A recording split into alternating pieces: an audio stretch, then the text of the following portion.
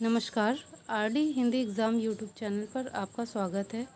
आज हम लखनऊ यूनिवर्सिटी के हिंदी साहित्य के इस प्रश्न पत्र को देखेंगे।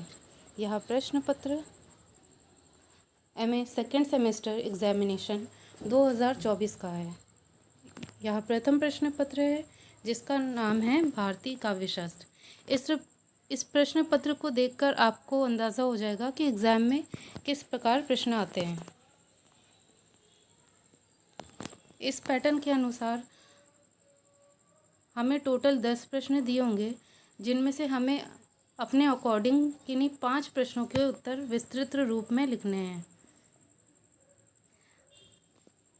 प्रथम प्रश्न है, प्रमुख भारतीय आचार्यों द्वारा निरूपित काव्य प्रयोजनों का विवेचन कीजिए।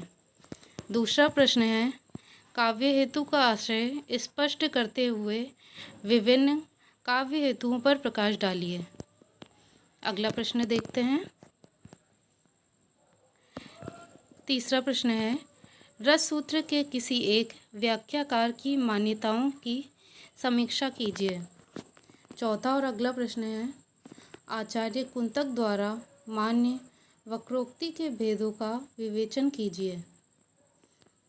पांचवा प्रश्न है, रीति का अर्थ स्पष्ट करते हुए विभिन्न रीतियों की 100 उदाहरण विवेचना कीजिए।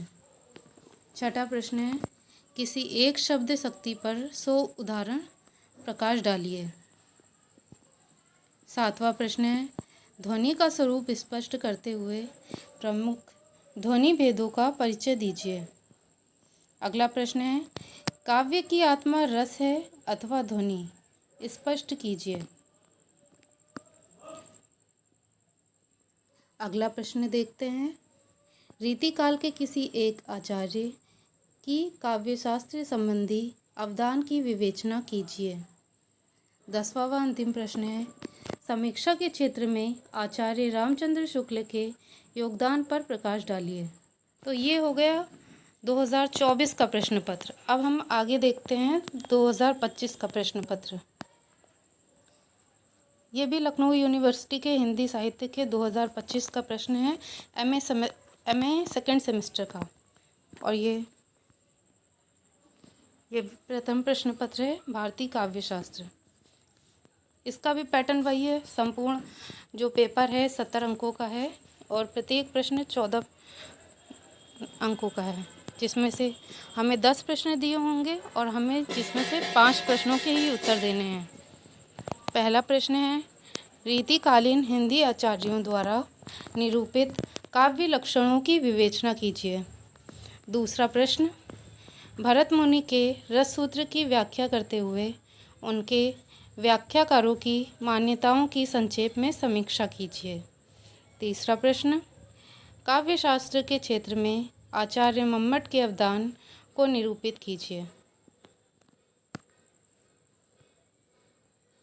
अगला प्रश्न है, अलंकारों का भेद बताते हुए काव्य में उसकी उपयोगिता पर विचार कीजिए। पांचवा प्रश्न, काव्य हेतु के संदर्भ में विभिन्न आचार्यों द्वारा प्रतिभा का विवेचन कीजिए। छठा प्रश्न, आचार्य कुंतक के वक्रोक्ति सिद्धांत और क्रोचे के अभिव्यंजनावाद की तुलना कीजिए। सातवां प्रश्न है, रीति शब्द का अर्थ बताते हुए रीति के संदर्भ में विभिन्न आचार्यों की मान्यताओं की समीक्षा कीजिए। अगला प्रश्न है, शब्द शक्तियाँ क्या हैं? किसी एक शब्द शक्ति का 100 उदाहरण विवेचन कीजिए।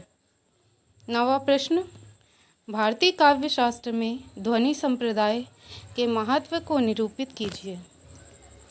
तथा हमारा अंतिम प्रश्न है, आलोचना के क्षेत्र में नंद दुलारे वाजपेयी के योगदान को रेखांकित कीजिए। अगर यह वीडियो आपके लिए हेल्पफुल लगा हो तो प्लीज़ चैनल को सब्सक्राइब करें और वीडियो को लाइक करें। धन्यवाद।